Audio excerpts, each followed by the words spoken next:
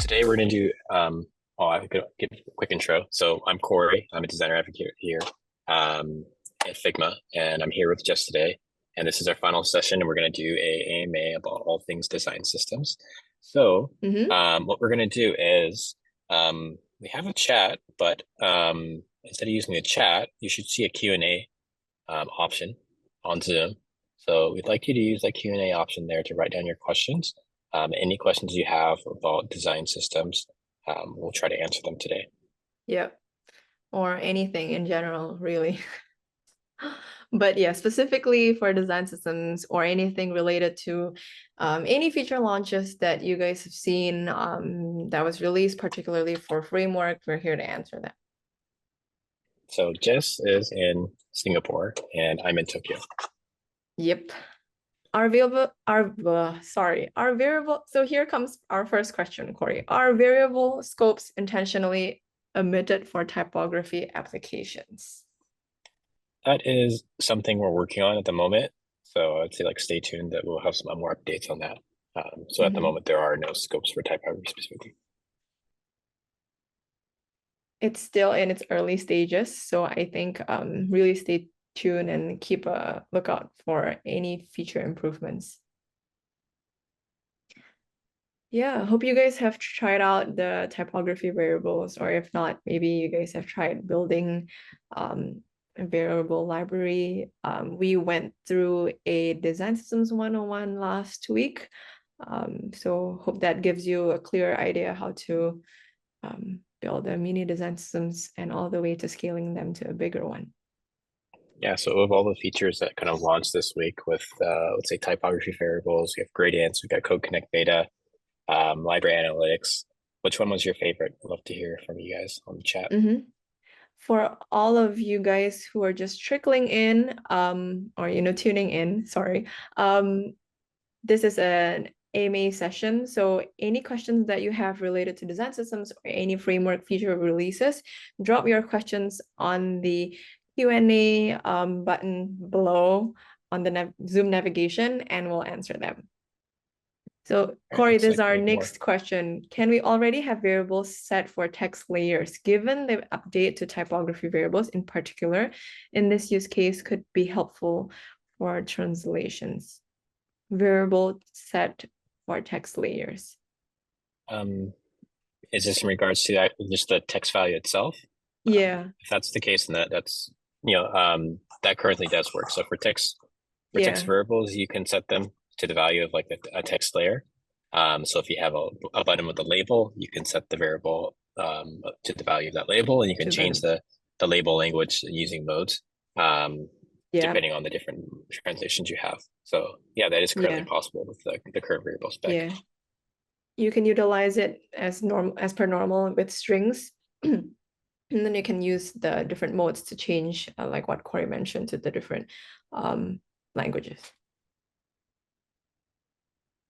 Any existing or upcoming features to cater for translations? We are still currently working on that. I think as for now, it's probably using modes under variables. But I think Corey here, or if you happen to see Hiroki, I assume they've made some plugins related to this. I don't know, right? I think you guys made some plugins for translations. Not related to translations, but I think for when it comes to modes, there's some interesting things you can do. You can obviously use a string variable for the text value of a button or something like that, and use the mode to change different languages. But you can also use that for a kind of a tone and manner. Like if you have, maybe you just have only one language, your language is solely English, but if you want to use maybe a more polite type of phrasing, and then in some places and more a casual phrasing in different places, you can use modes to kind of change between those things as another just different idea for how to use modes with text when you don't have translations. Yeah. And what should we go down there? Is Code Connect open to all Figma license type? So this is actually currently open for beta for organization and enterprise. Enterprise. Yeah. Yeah. With the trend towards design systems, would you think they are replacing the traditional design guidelines documents, or do you see need of both? Trend towards design systems, would you think that they're replacing traditional? What do you mean by traditional design guidelines? I think to me, I mean, this is my take, but like I think both design guidelines and design systems goes hand in hand. Um, I think it should be, I think it should accompany one and another. Yeah.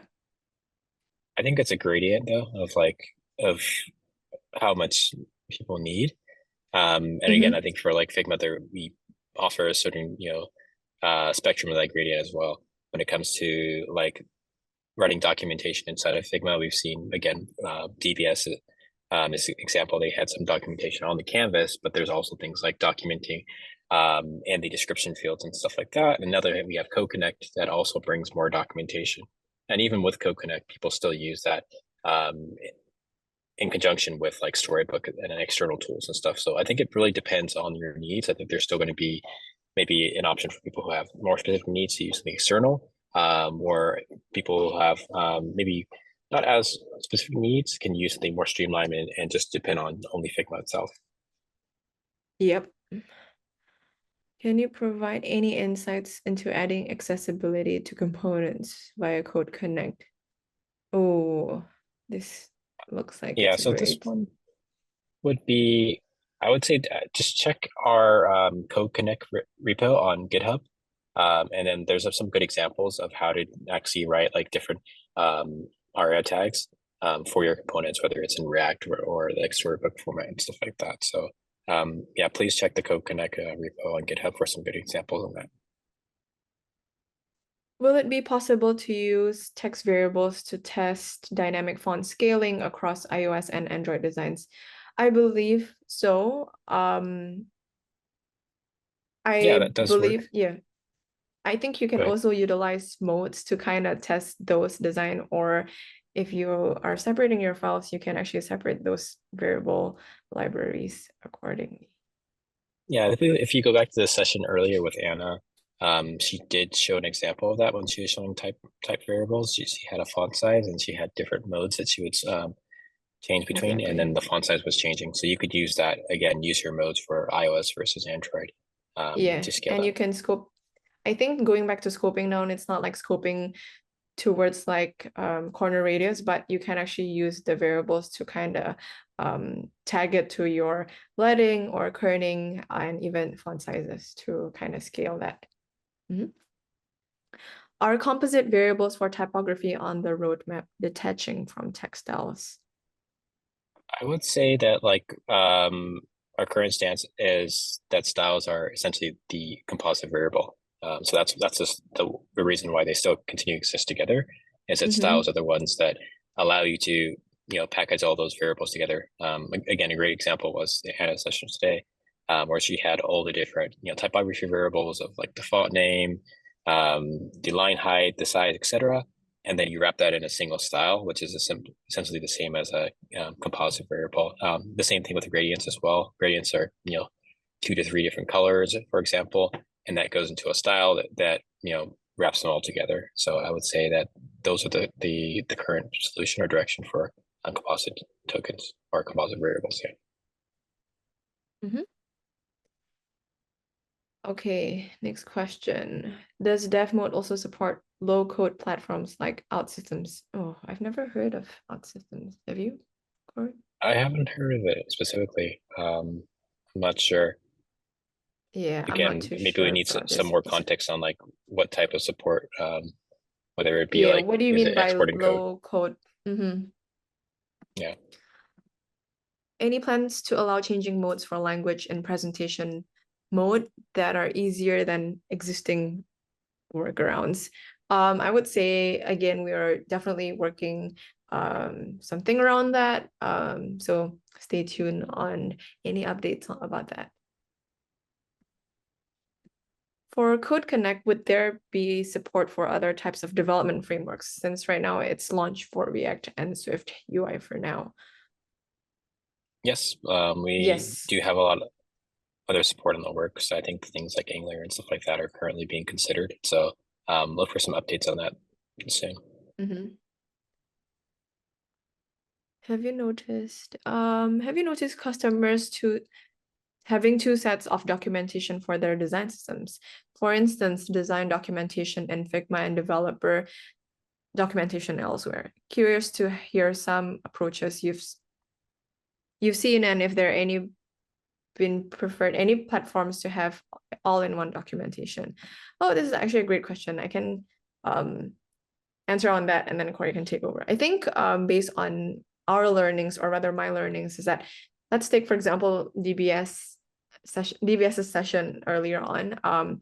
To them, I think documentation is such an important process or aspect of it. So they actually did both documentation on the code repo, and for the UX engineers to take a look at, and also that lives on Figma for the design systems designer. So that, but I guess everything still tallies together. So it kind of really depends on case to case, or how big is your organization, or maybe the function of it.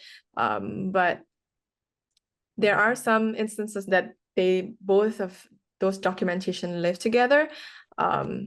Yeah, I don't know what are interesting insights that you've seen, Corey. yeah, I think on both sides. So there's a certain overlap point where, on the design side and the development side, we need to speak the same language and talk about the same thing, Exactly. for this component. But there are also parts where they don't exist on either side. There are some things that exist in Figma that you need to know about to, use design and build more design with that component, but don't actually show up in code. And the same thing with code. When you translate the code, then you have more things like you have um, logic and you have data and stuff like that. And a button in component in Figma, for a designer doesn't really have to worry about like what happens if on click on this button, right? What is that function that's attached to that, right? But with like a component, say, in code, you might want to think about like, oh, what is this? There's a function on click on here, and there's a callback, and it does these other different things, and this is how you import data into this component, right? So there's going to be like extra information on both sides.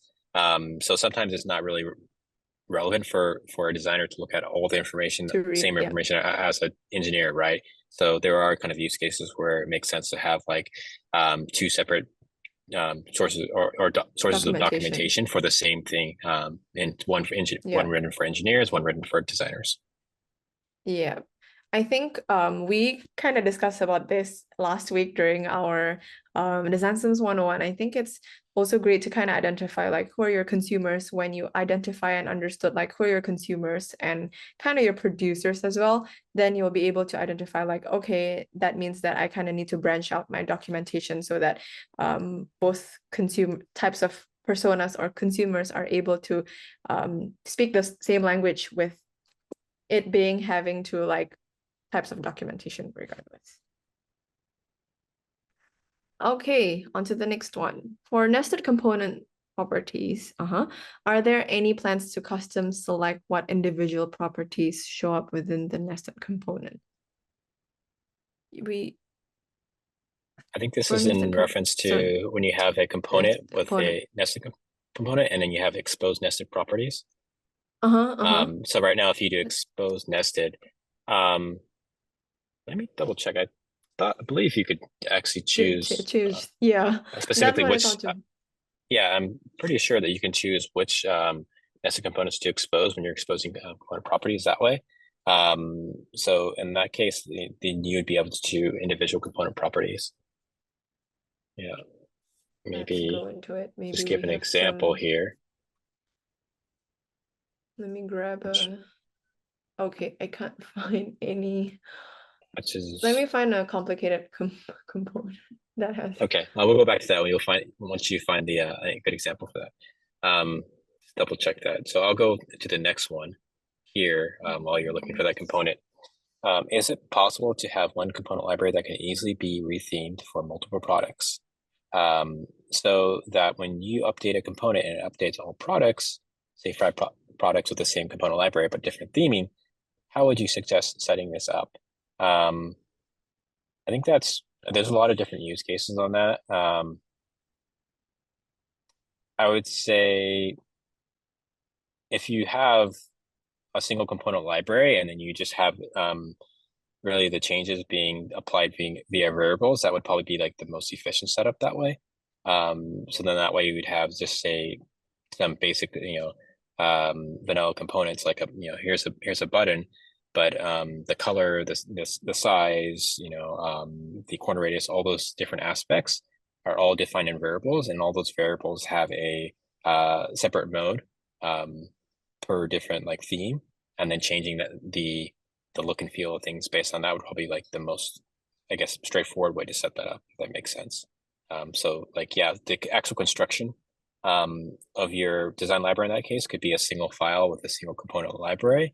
But those are linked to a collection of variables that have a mode column per different theme that you want to use, and that will change everything. I think that would be like a good place to start. Same for like, and then the last part, can you easily theme a button, but it doesn't theme the hover states? So I wouldn't use variables for states like hover states, right? So when we think about like modes, we tend to think about modes as something that applies to the whole page, the whole screen, right? So things like hover states, I think those are best defined more like in variants rather than using a mode to change those. And the last follow-up for that would be, this would mean we should have component level tokens. Doesn't necessarily mean you need component level tokens. I think in most cases people would have a primitive set and then just a semantic set.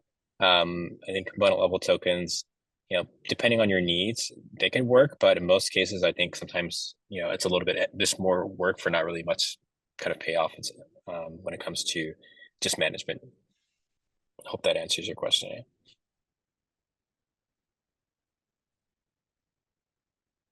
I think I found a file by Louis. Corey, you might want to check that. Let's see Oh, if it's actually relevant to it, because it's actually a card component that is being nested and nested and nested. okay. Let's What's see. the component here? So if you want to go to the main component here, and then sorry, I have a bunch of windows open there. So then we have some instances in there, and then If another instance is in there. yeah. So did you want to define one of these instances as a component property?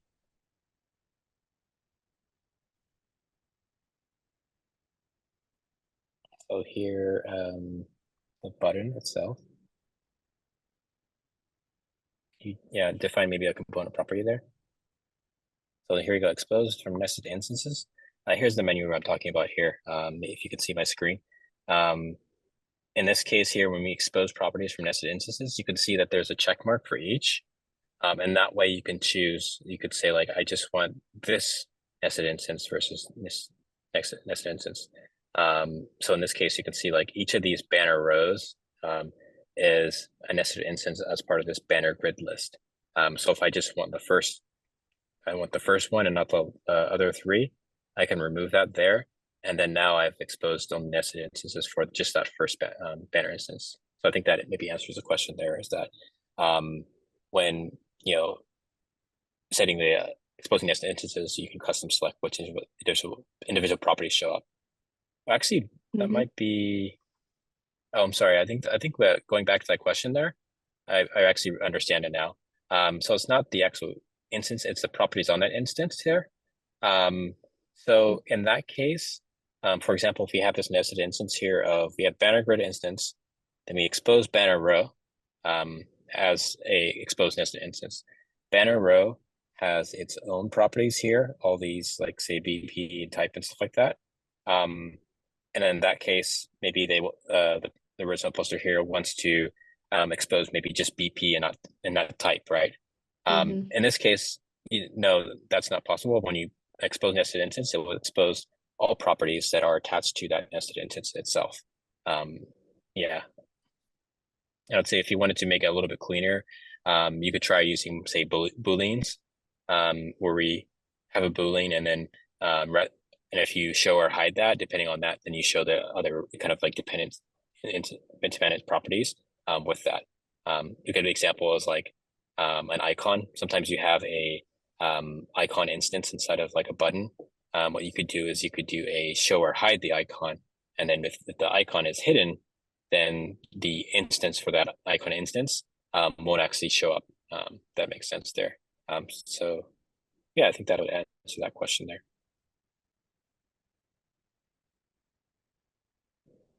Sorry, that was Okay, a long question there.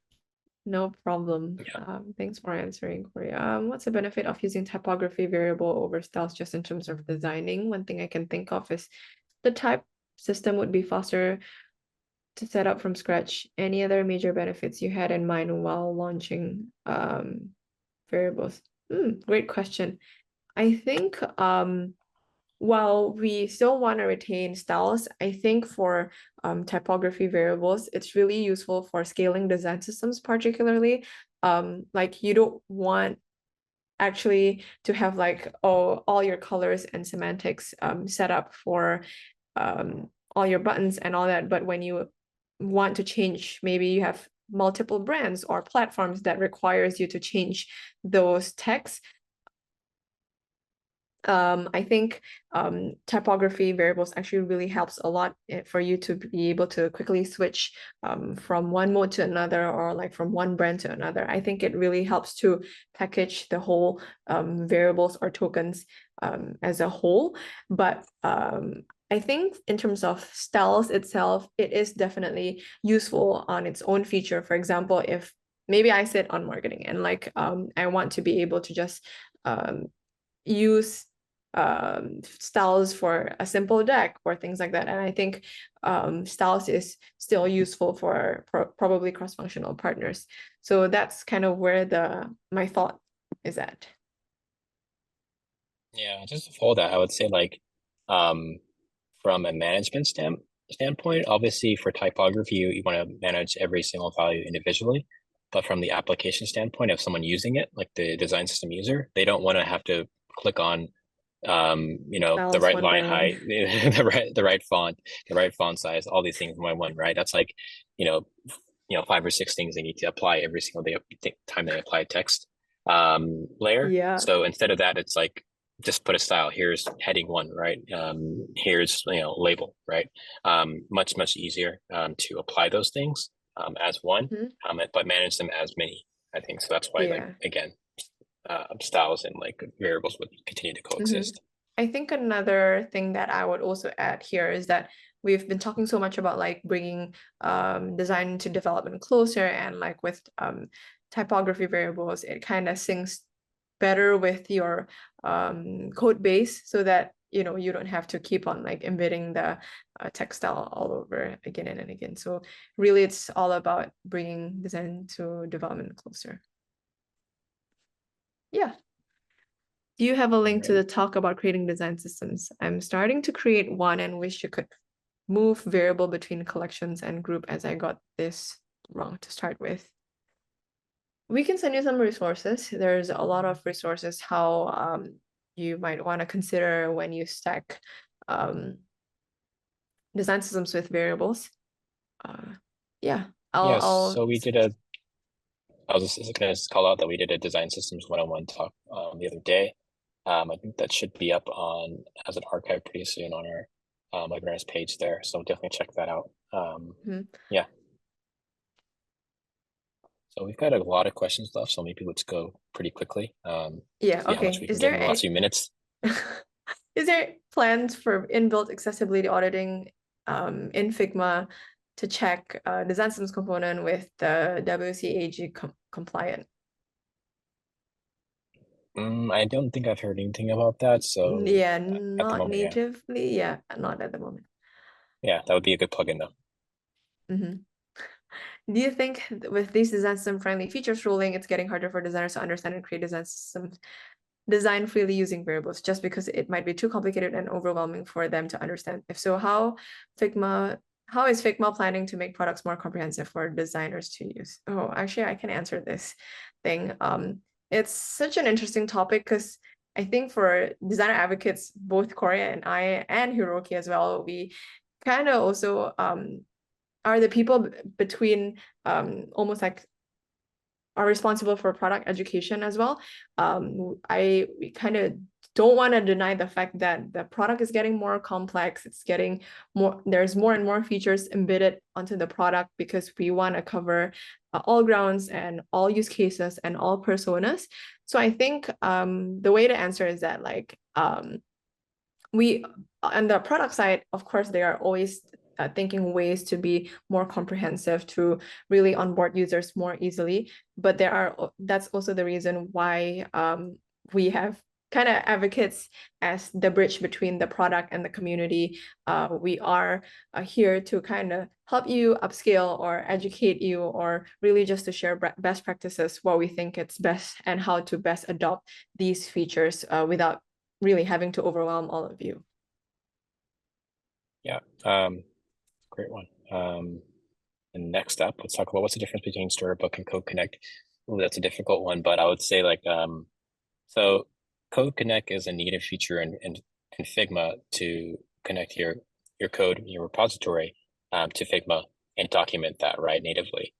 Storybook itself, I would say you're documenting your design and code together, but it's not a native feature and it exists outside of Figma. So there are some overlap on being able to document, designing code in the same place, but it's not natively built into Figma. It's a separate tool, as well as there are other features in Storybook as well that don't exist in Figma yet, or also are more engineer oriented outside of like the context of just the design or just the way the component looks in Figma. So yeah, it's a complicated space there, but like I guess that's the best I can answer at the moment. Thanks, guys. Views on it, We're design. down to 3 minutes. Yeah. We just spoke about this last week again on our Design Systems 101, but I think on the topic of atomic design systems, a lot of people have probably a different approach, but I think for both of us, an atomic design system is probably a great way or an entry point to kind of understanding how things are being set up, how code is being set up as well, and why do you kind of have to set up variables in that manner, or why do you have to name your layers and frames in a certain manner? It's all of those are actually connected to one another. So I think having a basic understanding of how atomic design system design works is actually a great way to understanding a lot of things. So we will link our slide deck in the chat. Yeah, so this is a slide deck from another day. Definitely check that out on the Figma community. I guess we have time for maybe one last question here. Yeah. Maybe one or two. Yeah. Okay, seeing. Oh, okay. If devs are already using some design system framework, it seems we do not necessarily have to build design systems from scratch. However, it's often painful to make modification based on design systems kit provided to fit the business need. Any suggestions and advices on this? That's a great question.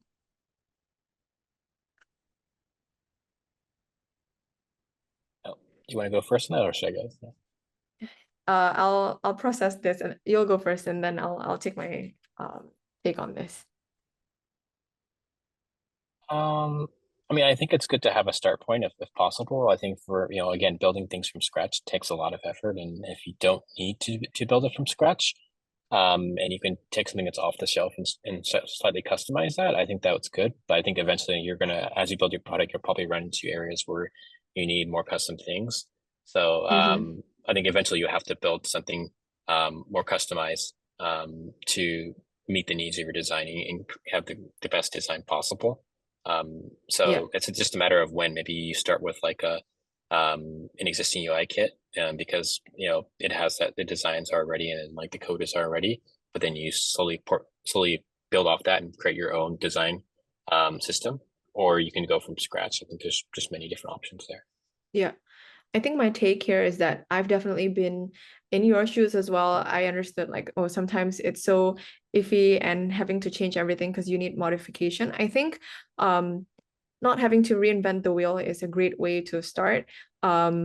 You at least have a base to start with. When it comes to modification, it's almost like a muscle memory. When you think that the team grows bigger, or like the use cases gets bigger as well, and there are more complexity in the usage of design systems, that's where you kind of start to transition, and really you don't have to kind of do it alone. So I understand that those modification might be difficult, but I think it's also when you start off with like a UI kit, it's almost like you're practicing, or that it's almost like a muscle memory to kind of get things adjusted and how things can best suit your design systems for your business and your company, if that makes sense. Yeah. All right. I think we're at time now. So what we'll do is, well, there's a lot of questions that are still there, and I'm sure you have a lot more questions. We'd love for you to fill out this poll here, just to get some more information there. But if you have more questions, you can always find us like on social. Look for us on like X, or say Instagram or LinkedIn. Yeah. And maybe we can follow up there, and we can answer your questions. But I think that's all for today. Do you want to wrap it up, Jess? Yeah, thank you so much, all of you. It has been really a great session. Thanks for tuning in for all the sessions, from show's keynote to Anna and Jake's deep dive, to DBS's session, and finally to our AMA. We've come to the framework day to an end. I hope everyone finds today useful and keep on creating your design system. So happy Design Systems Day. Have a great day, everyone. I'll see you guys on the next webinar. Thank you very Bye. much.